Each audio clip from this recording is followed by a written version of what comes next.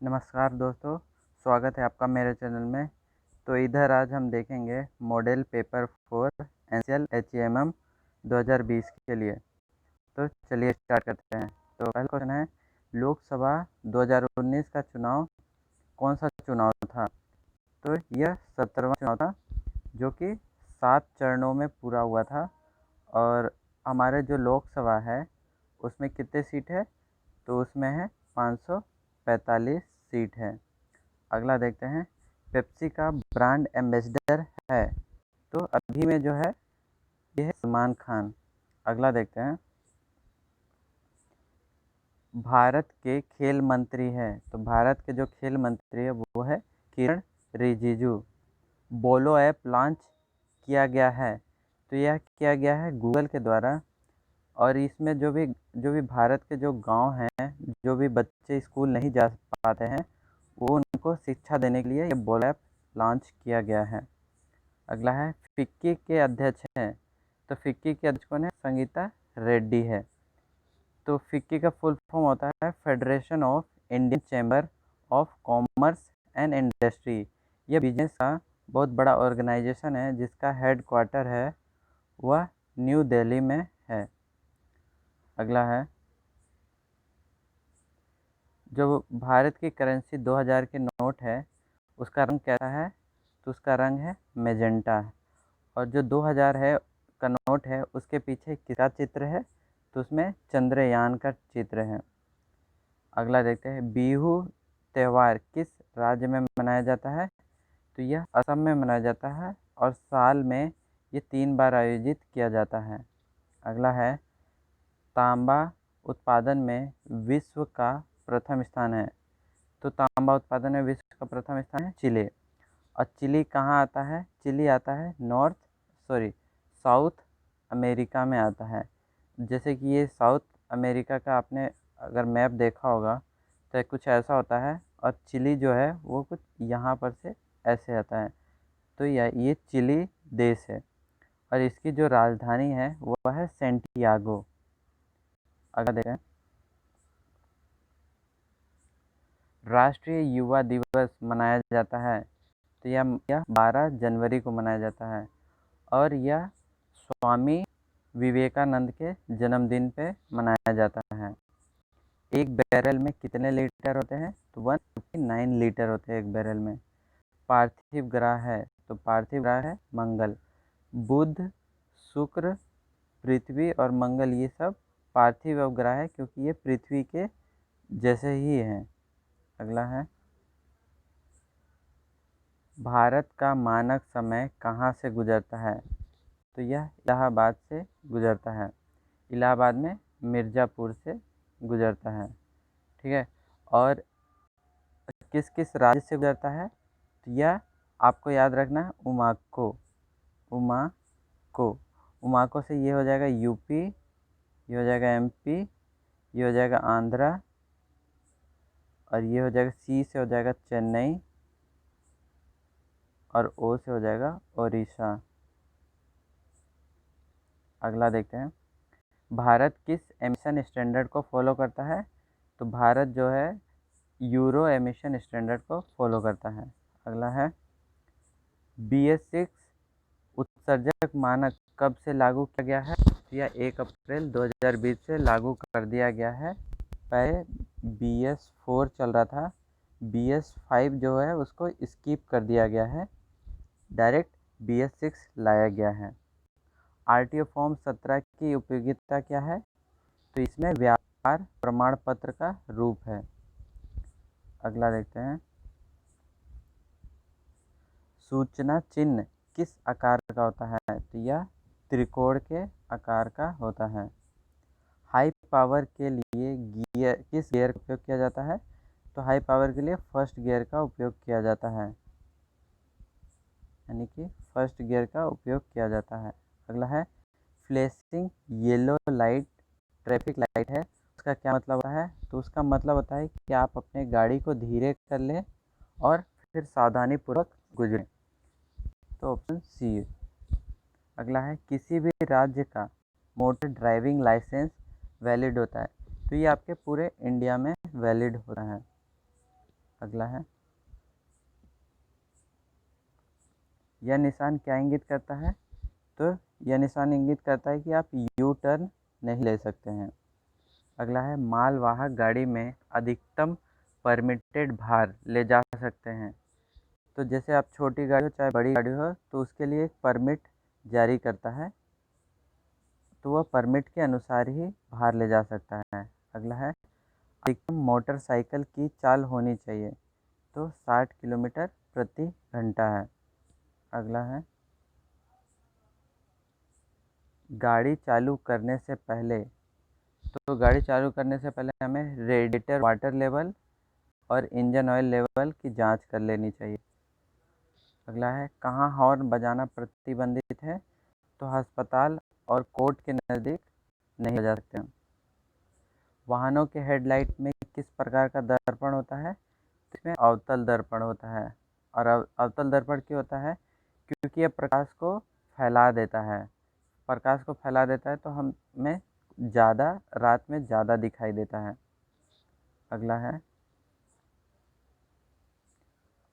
RTO की स्थापना कब हुई थी? तो यह 1988 में हुआ था। चालक को गाड़ी सड़क में किस तरफ चलानी चाहिए? तो इंडिया में जो भी गाड़ी चलाते हैं वो बाईं तरफ चलाते हैं। अगला है, किस तरीके के गाड़ी को आगे जाने के लिए जगह दे देना चाहिए? तो एम्बुलेंस और अग्निशामक गाड़ी को हमेशा जगह देना चाहिए। अगला है, यह चिन्ह क्या इंगित करता है? तो यह चिन्ह इंगित करता है कि आपको अनिवार्य है कि आपको बाएं मुड़ना है।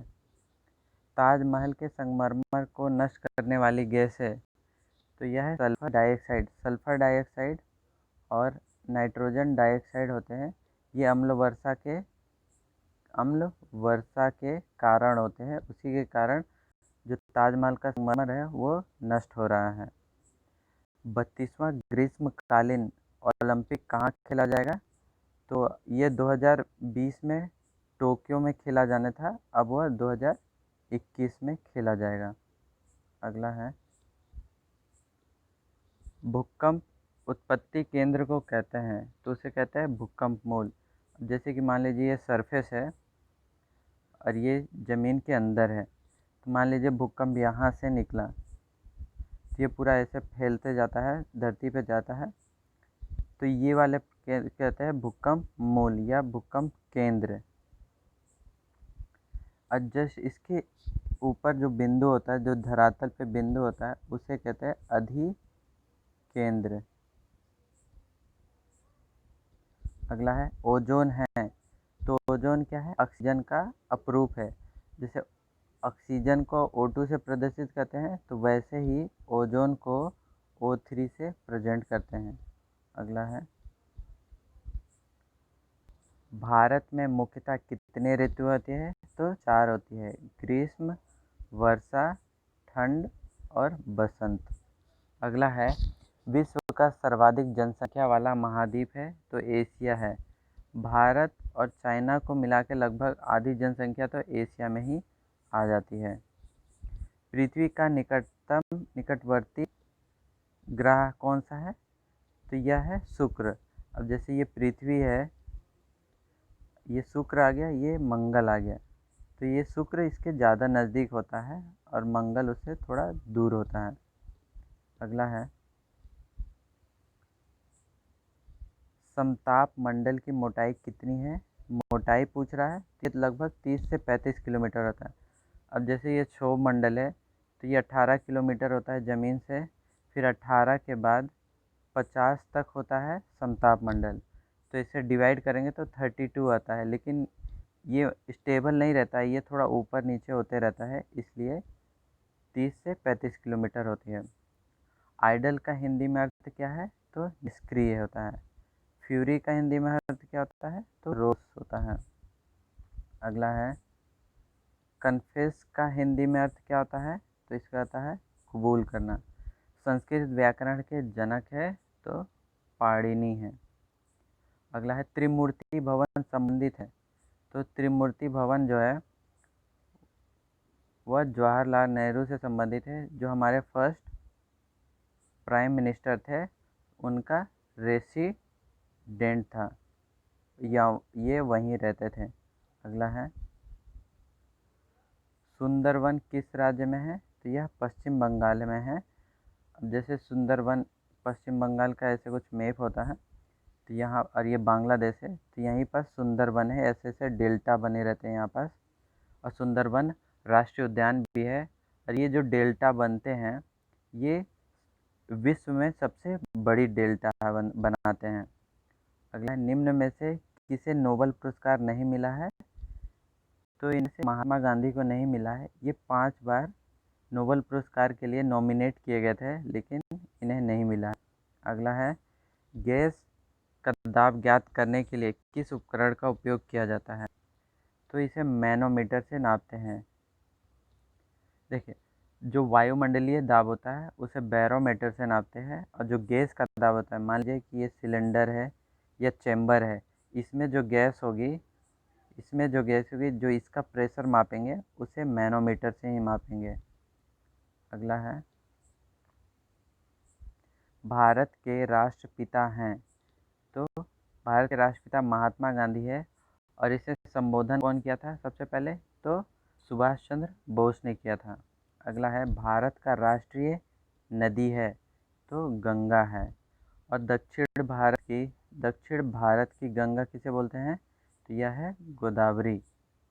अर्थव्यवस्था के कितने क्षेत्र होते हैं, तो 3 होते हैं, प्राथमिक, द्वितीयक और तृतीयक। प्राथमिक में कौन से आते हैं, प्राथमिक में कच्चा माल होता है, रॉ मटेरियल होता है, जैसे खेती किसानी, मछली पालन आदि। द्वितीयक में क्या होता है, उससे निर्माण क्षेत्र आता है, इसमें हम कच्चे माल से कुछ चीज़ें निर्माण करते हैं। और तृतीयक में कौन आता है, सेवा का क्षेत्र आता है, जैसे बैंकिंग का होता है। अगला है जैविक खेती करने वाला भारत का प्रथम राज्य कौन सा है, तो यह है सिक्किम, जहाँ उर्वरक उपयोग ही नहीं किया जाता है, सिर्फ जैविक खाद उपयोग किया जाता है। अगला है राजीव गांधी अंतर्राष्ट्रीय हवाई अड्डा कहाँ है, यह है हैदराबाद में। अगला है कोयला नगरी धनबाद किस राज्य में है, तो यह है झारखंड में। अगला देखते हैं उत्तर भारत का मैनचेस्टर किसे कहा जाता है, तो इसे कानपुर को कहा जाता है। मैनचेस्टर किस लिए फेमस है, यह कॉटन टेक्सटाइल के लिए फेमस है।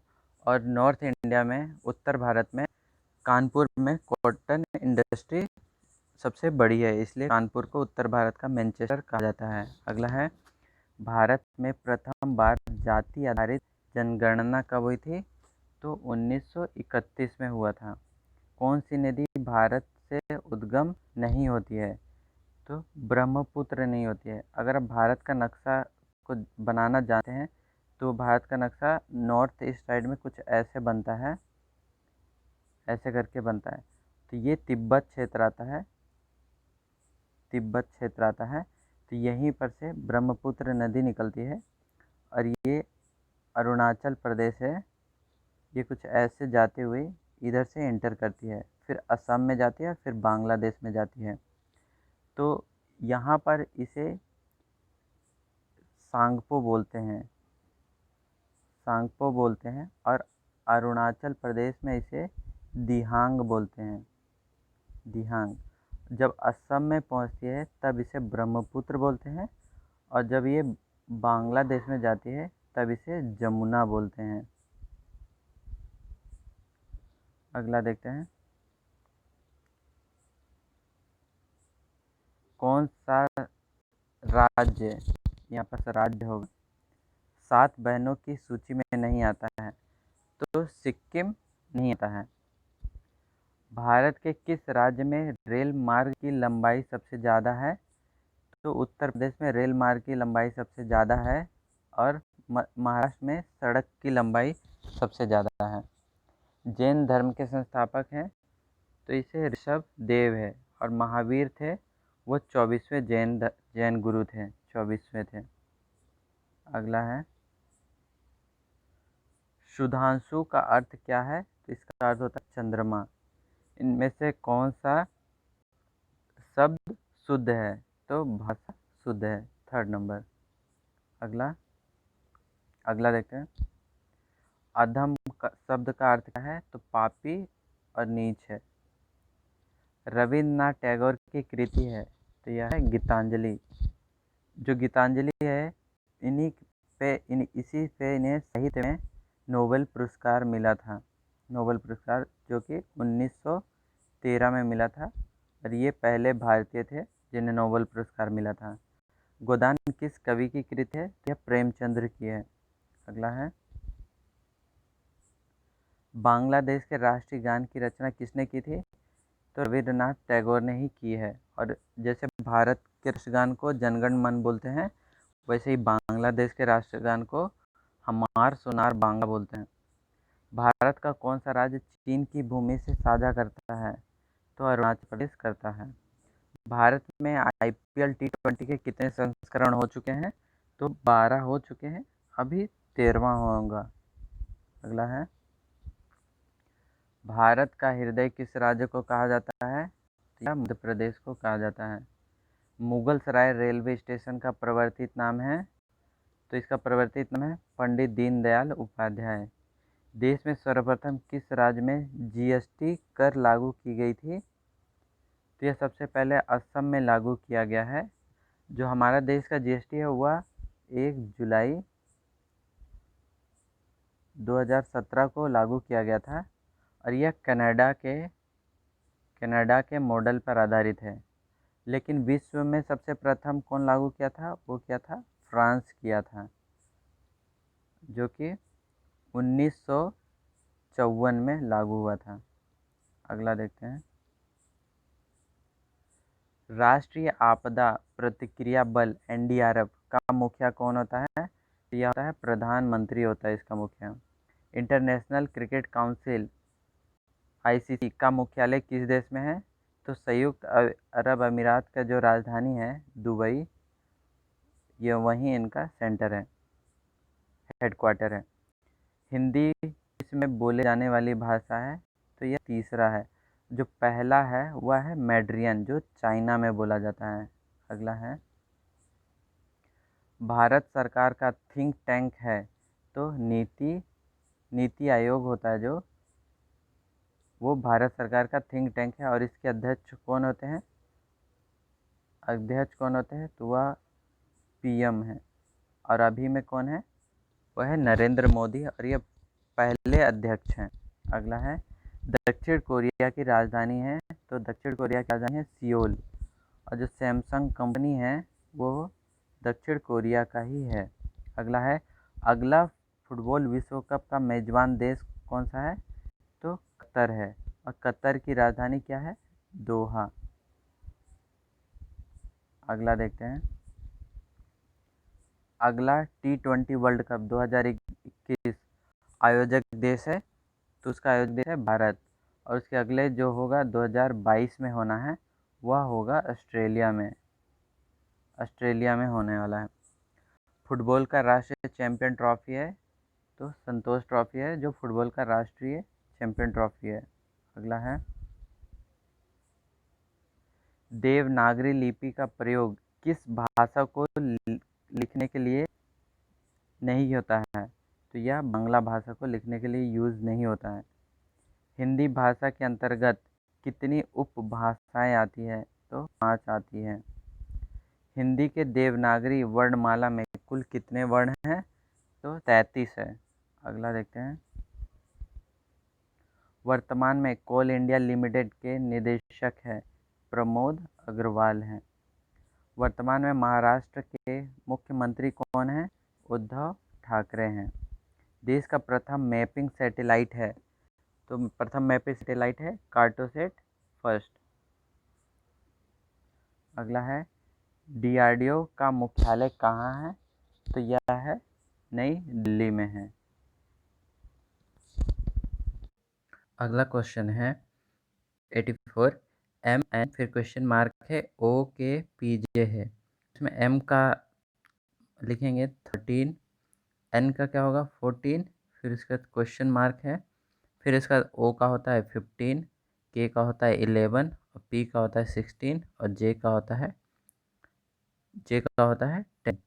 तो आप इधर एक छोड़ के एक अंक देखेंगे तो ये एक एक घटते जा रहा है। 10 में से 1 गया 9, 11 में से 1 गया 10 होगा, और इसमें 14 से 1 गया 15 प्लस हो रहा है। इसमें इसमें +1 हो रहा है, इसमें -1 हो रहा है। तो यहाँ पास 13 में से 1 गया जाएगा तो 12 आएगा, और 12 के लिए होता है L, तो यहाँ L आंसर हो जाएगा। अगला है CFL EIK GLJ IOI। तो आप इधर देखेंगे, पहला लेटर देखेंगे C, फिर उसके बाद C है, D को गैप किया गया है, फिर E है, E के बाद F को गैप किया गया है, फिर G है, फिर G के बाद H को गैप किया गया है, फिर I है। तो I के बाद J को गैप किया जाएगा और K होगा, यानी कि पहला लेटर तो आपका K हो जाएगा। और दूसरा देखेंगे, देखिए F है, फिर I है। F का होता है 6, I का होता है 9, और L का होता है 12, O का होता है 15। यानी आप देखेंगे तो ये +3 +3 +3 करते जा रहा है। तो 15 + 3 कितना हो जाएगा 18। 18 के लिए क्या होता है R होता है, तो KR हो गया। अब देखेंगे अगला KR है, देखिए इसमें से KR किसी में है तो इसमें 2 ठो में बन रहा है KR। फिर अगला देखेंगे L। अब यहाँ से देखेंगे IJKL, तो H होगा उसके पहले, तो KRH आ जाएगा। अगला है 10 12 16 22। अब 10 में क्या गया है +2 किया गया है तो कितना आ गया 12। फिर उसके बाद क्या गया है +4 किया गया है तो आ गया 16, और 16 के बाद +6 किया गया है तो आ गया है 22। इसके बाद क्या करेंगे +8 कर देंगे तो आ जाएगा 30, तो इसका आंसर हो जाएगा 30। अगला है 40 छात्रों की कक्षा में मोहन का स्थान ऊपर से 21वां है, बताइए कि उसका क्रम नीचे से क्या होगा। तो इसके लिए आप फॉर्मूला रख सकते हैं कि जो 40 छात्र हैं, देखिए अप और डाउन, -1 और 40 छात्र हैं, ये आगे और पीछे के लिए भी हो सकता है। तो ऊपर से कितना है 21, तो डाउन से कितना हो जाएगा, -1 उधर जाएगा 41, तो डाउन से कितना हो जाएगा 20, 20वां हो जाएगा। अगला है 1 मिनट में मिनट की सुई कितने डिग्री कोण बनाती है। तो ये कितने होते हैं 60 मिनट होते हैं, और एक पूरा सर्कल कितने का होता है, तो ये 360 का होगा, यानी कि 60 मिनट का 360 डिग्री होगा। तो 1 मिनट में कितना होगा 360 / 60, तो ये कट गया, यानी कि 6 डिग्री बनेगा, 1 मिनट में 6 डिग्री बनेगा। अगला है 15 रुपये प्रति किलोग्राम तथा 20 रुपये प्रति किलोग्राम वाली चाय को किस अनुपात में मिलाना चाहिए ताकि मिश्रण का मूल्य 16.50 रुपये हो जाए। तो 15 रुपये वाले मानते हैं हम x, 15 रुपये वाली x अनुपात ले लिए उसका, और 20 रुपये वाले का y अनुपात ले लिए। तो x + y, इसका भी मूल्य 16 के बराबर ही होना चाहिए। अगर आप इसको सॉल्व करोगे तो आपका आएगा 7/3 आएगा। एक बात और इसमें, और अगर आपको पता करना है कि जैसे कि किसका रेशियो ज़्यादा होगा, किसकी मात्रा हम ज़्यादा लेंगे, वो कैसे पता करेंगे, पहले आप इन दोनों को जोड़ दीजिए तो कितना आ जाएगा 20 35 आ जाएगा। अब इसको /2 करिए, /2 करेंगे तो ये आ जाएगा 17.5। देखिए अगर 17.5 है, इसका आधा, इसके जोड़ने का आधा है। अगर ये 16.5 जो भी इसका मूल्य, मिश्रण का मूल्य दिया होगा उस टाइम, अगर उससे ज़्यादा है तो मतलब जो कीमती वस्तु है उसका रेशियो ज़्यादा होगा। अगर इस वजह से, मतलब उसके आधा से अगर जो मिश्रण का मूल्य दिया होगा वो कम होगा, तो मतलब जो कम वाला मूल्य है वो ज़्यादा होगा। तो इसमें ये कम है, तो यानी कि या तो इसमें 7/3 हो सकता था या 7/5 हो सकता था। ये दोनों नहीं हो सकते थे। तो इसको जैसे मैंने पहले बताया उस तरह से करके निकालेंगे तो उसमें 7/3 आएगा आंसर। अगला देखते हैं 1080 आम कुछ लड़कों में बांटे गए, प्रत्येक लड़के को उतने ही आम दिए गए जितने कि कुल लड़के थे। यदि 9 आमों की कमी पड़ी तो कितने लड़के थे। तो मान लेते हैं x लड़के थे और उन्हें x आम ही दिए गए। तो इतना होना चाहिए था, लेकिन क्या हुआ, 9 आम कम पड़ गए, तो इसमें 9 आम हम ऐड कर देंगे। तो यहाँ एक्स स्क्वायर आ जाएगा और ये कितना आ जाएगा 189। अब ये स्क्वायर में है, एक्स निकाल लेंगे तो अंडर रूट करेंगे 1089, तो ये 33 का स्क्वायर है। अगला देखते हैं। यदि प्लस का अर्थ इंटू, इंटू का अर्थ डिवाइड, डिवाइड का अर्थ इंटू, माइनस का अर्थ है प्लस, तो इसका मान क्या होगा, तो लिख लें 9। अब यहाँ प्लस का अर्थ क्या है इंटू, तो इंटू 9, और इंटू का अर्थ है डिवाइड, तो डिवाइड 9, और डिवाइड का अर्थ है इंटू, तो इंटू 9, और माइनस का अर्थ है प्लस, तो यहाँ प्लस 9। तो बोर्ड मास से पहले, बोर्ड मास का होता है पहले हम डिवाइड करेंगे फिर मल्टीप्लाई करेंगे, तो डिवाइड कर लेंगे तो 9 इंटू, तो यहाँ 1 आ जाएगा, और यहाँ इंटू है 9 प्लस 9, तो इसको इंटू कर देंगे तो 9 इंटू 9 1, फिर 9, तो 81 प्लस 9, तो यहाँ आ जाएगा 90, इसका आंसर हो जाएगा 90। अगला है 5 लड़के एक गोल मेज में खड़े हैं, तो लिखा हुआ है अशोक रमेश व सुरेश के मध्य में है, नरेश महेश के बाएं हैं और रमेश नरेश के बाएं हैं, तो अशोक के दाएं कौन बैठा है। तो पहले बोला कि अशोक रमेश और सुरेश के मध्य हैं, ऐसा करके 5 ये बना लीजिए मध्य में है, लेकिन इसमें हमें नहीं पता चल रहा है कि रमेश और सुरेश कौन इसके दाएं हैं कौन बाएं हैं, तो इसके लिए 2 पॉसिबिलिटी हो सकती है। यहाँ पर ये बन जाएगा, 5 तो बना लेंगे, गोल मेज है और सारे अंदर की ओर ही देख रहे हैं, ठीक है। तो यहाँ पर अशोक ले लेते हैं, दोनों अशोक ले लिए, यहाँ पास हम रमेश और यहाँ सुरेश रख देते हैं, और यहाँ पर सुरेश और रमेश रख देते हैं। अगला देखते हैं, नरेश महेश के बाएं हैं, तो अब इन दोनों में नरेश और महेश आएंगे, तो बोल रहा है नरेश महेश के बाएं हैं, तो ये अगर मान लीजिए नरेश इधर होगा तो उसका बायां इधर होगा, नरेश महेश के बाएं हैं, तो यहाँ पर महेश होगा तभी इधर पास नरेश हो सकता है, अगर महेश इधर होगा तो उसका बायां इस साइड होगा क्योंकि वो अंदर की ओर देख रहा है, तो महेश इधर होगा नरेश इधर होगा। अब इधर देखते हैं, रमेश नरेश के बाएं हैं, जो रमेश है नरेश के बाएं हैं, तो ये वाला फॉलो हो रहा है, यहाँ पास एन हो गया यहाँ पास एम हो गया, तो बोल रहा है कि जो रमेश है नरेश के बाएं हैं, ये अंदर की ओर देख रहा है, तो ये इसका राइट हो गया, ये लेफ्ट हो गया, तो यानी कि ये वाला फॉलो हो रहा है। तो अशोक के दाएं कौन है, तो अशोक ये हो गया, अशोक के दाएं कौन है, रने रमेश है, तो अशोक के रमेश हो जाएगा आंसर। अगला देखते हैं,